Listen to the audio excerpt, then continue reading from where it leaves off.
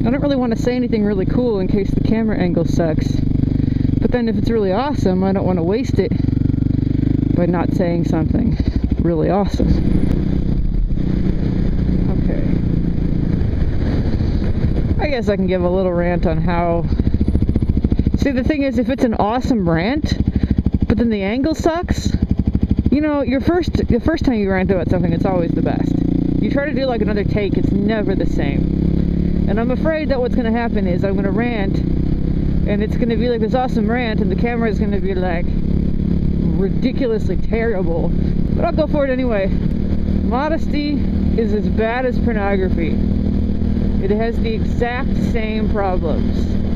Now let me explain. I'm not just saying people shouldn't be modest, like that's not what I'm saying, but specifically, I'm thinking especially Christian rules. It's not, I wouldn't even call it morality, it's like legalism. Like, Bob Jones University has blue and pink sidewalks. So does Pensacola Christian College. There's a few like that. I mean, you know, the girls have to wear skirts. That in and of itself it's old-fashioned, but it's not terrible. It's because they make the guys wear collared shirts and have their hair cut a certain length, so the guys don't get off any easier than the girls in that. So my issue isn't necessarily with the dress code, but it's with this issue of seeing, you know, thinking like you need to keep men and women separate. I worked at a summer camp once, and half the summer we ran our own youth programs, and the other half of the summer we would have we would rent the camp out for a week. We would staff it for them, but they'd run their own programs for the youth. There was this one, it's so windy, I hope you can hear me, I have no idea, because it's insanely windy out here. But there was this one church that came every year, and they were like insanely strict Baptists. It doesn't really, I mean, they could be insanely strict anything, but they happen to be that. And they made us put a tarp up around the pool and have separate swim times for boys and girls. And these kids are like 8. They're not even puberty. You know what I mean? Really? And here's the and that whole mindset of you know, guys and girls. Yes, there are differences. You should acknowledge them. And yeah, kids can, you know, teen pregnancy is an issue. But I don't think that, because see what they're actually doing is they're creating the same problem that pornography is creating, in that they are still objectifying women. And because it's usually, you know, the guys are told, you know, it's the guys of, I don't know, and that's why they stress over the top modesty and insane separation of men and women. This idea that men and women can't just be friends. And if that's your mindset, you're right.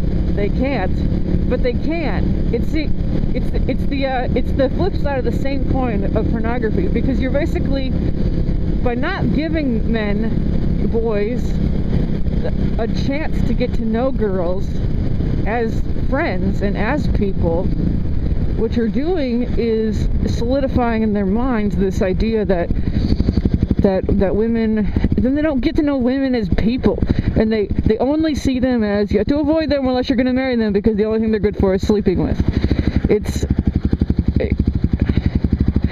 It seems chivalrous. He's actually turning. Okay. Like, it's not that I don't want to be treated with respect as a woman, but I don't want to be treated like that's the only side of me. Because, like, I think guys and girls can be friends. When they can't is when that gets imbalanced. Because I know guys that they won't get to know girls because they're afraid that it's going to make them stumble into sexual immorality just by getting to know her. And then because the girl is taboo, they don't know women at all. They're just objects. Now, there's guys that are players that do the same thing, except they do get close to girls. The only difference is one group is actually sleeping with them and the other isn't. But it's the same problem. because it's keeping that distance and that divide there. Instead of just saying, hey, yes, we're sexual beings, we both are, and you know what, there's a whole lot more to each of us. Let's get to know each other. And you know what's sad? Because of this, I find it easier to become good friends with non-Christian guys, because they're not all weird about the fact that you're a girl, and they're not just trying to get in your pants, and they're not just trying to keep themselves holy by keeping you at arm's length. They understand there's a healthy boundary. And I don't know why so many Christian guys find that so hard, but they just don't. They think it's like girls still have cooties, and it's like, grow the freak up. Because they preach against pornography, but they still objectify women. And it encourages men to do that. You know what? All your separatist, overly religious silliness is just as bad. It does the exact same thing. Women are still just objects, they're not people. It's the only difference is one group sees them as to be lusted over and the other sees them as to be avoided.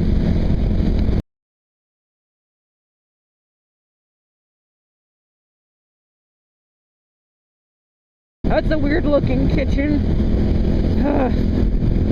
Moronic troll, you don't even know how to make your own sandwich.